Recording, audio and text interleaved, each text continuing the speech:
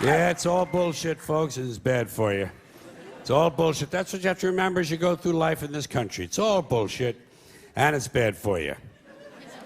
Now, speaking of parents and speaking of bullshit, two ideas which aren't always mutually exclusive, by the way, I'd like to mention a special kind of bullshit that has taken hold in this country in the last 30 to 40 years.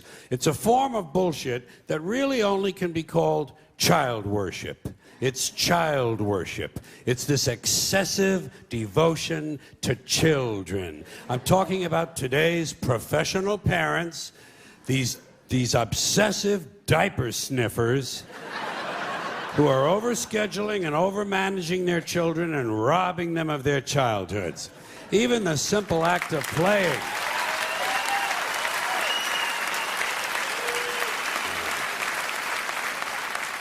Even the simple act of playing has been taken away from children and put on mommy's schedule in the form of play dates. Something that should be spontaneous and free is now being rigidly planned. When does a kid ever get to sit in the yard with a stick anymore? You know, just sit there with a fucking stick. Do today's kids even know what a stick is? You know? But you know something? A kid shouldn't be wasting his time with a stick anyway. If he's 4 years old, he should be home studying for his kindergarten entrance exams. Do you know about that shit? Oh, they have them now. Yeah. There are places that have kindergarten entrance exams. The poor little fuck. The poor little fuck, he can barely locate his dick. You know, and already he's being pressured to succeed. Pressured to succeed for the sake of the parents. Isn't this really just a sophisticated form of child abuse? And speaking of that, speaking of child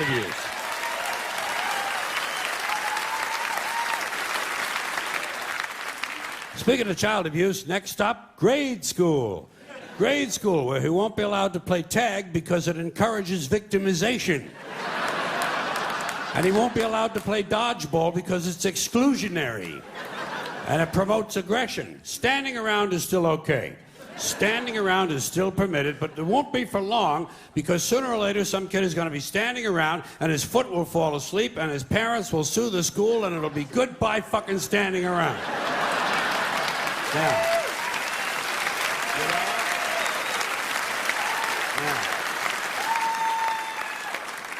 Now, fortunately, all is not lost. All is not lost because at least we know that when he does get to play, whatever games he is allowed to play, the child will never lose. We know he'll never lose because in today's America, no child ever loses. There are no losers anymore. Everyone's a winner. No matter what the game or sport or competition, everybody wins. Everybody wins, everybody gets a trophy. No one is a loser. No child these days ever gets to hear those all-important character-building words, "You lost, Bobby. You lost. You're a loser, Bobby." They miss out on that. You know what they tell a kid who lost these days? You were the last winner. A lot of these kids never get to hear the truth about themselves until they're in their 20s. When their boss calls them in and says, "Bobby, clean the shit out of your desk and get the fuck out of here, you're a loser. Get the fuck out of here." You know?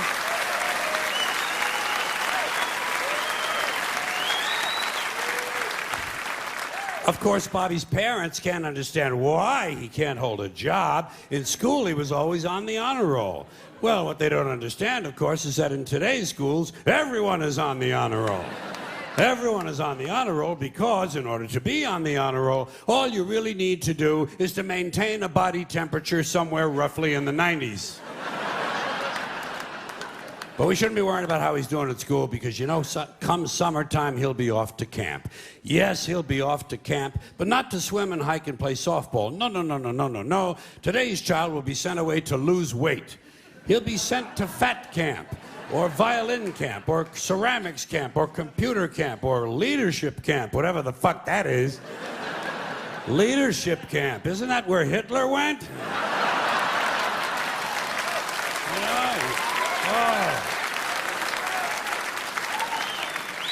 Specialized, structured summer camps.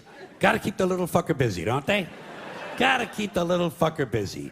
Wouldn't want him to sneak in a little unstructured time in the woods. That wouldn't be any good. God knows he might start jacking off. Now, all of this stupid bullshit that children have been so crippled by has grown out of something called the self-esteem movement. The self-esteem movement began in 1970, and I'm happy to say it has been a complete failure. Because studies have repeatedly shown that having high self-esteem does not improve grades, does not improve career achievement, it does not even lower the use of alcohol, and most certainly does not reduce the incidence of violence of any sort. Because as it turns out, extremely aggressive, violent people think very highly of themselves. Imagine that. Sociopaths have high self-esteem. Who would have thunk, huh? I love when this kind of thing happens. I love when these politically correct ideas crash and burn and wind up in the shithouse. The self-esteem movement revolved around a single notion. The single idea that every child is special. Boy, they said it over and over and over, as if to convince themselves. Every child is special. And I kept saying, fuck you. Every child is clearly not special. Did you ever look at one of them? Did you ever take a good close look at one of these fucking kids? They're goofy. They're fucking goofy looking. They're too small. They're way too fucking small. They're malapportioned. Their heads don't fit their bodies. Their arms are too weird and everything. They can't walk across the room in a straight line. And when they talk like I got a mouthful of shit. They're incomplete. Incomplete. Unfinished work. I never give credit for incomplete work. Now, P.T. Barnum might think they're special, but not me. I have standards. But let's say it's true. Let's grant this. I'm in a generous mood. Let's grant this proposition. Let's say it's true as somehow every child is special. What about every adult? Isn't every adult special too? And if not, then at what age do you go from being special to being not so special? And if every adult is special, then that means we're all special, and the whole ideal is all its fucking meaning.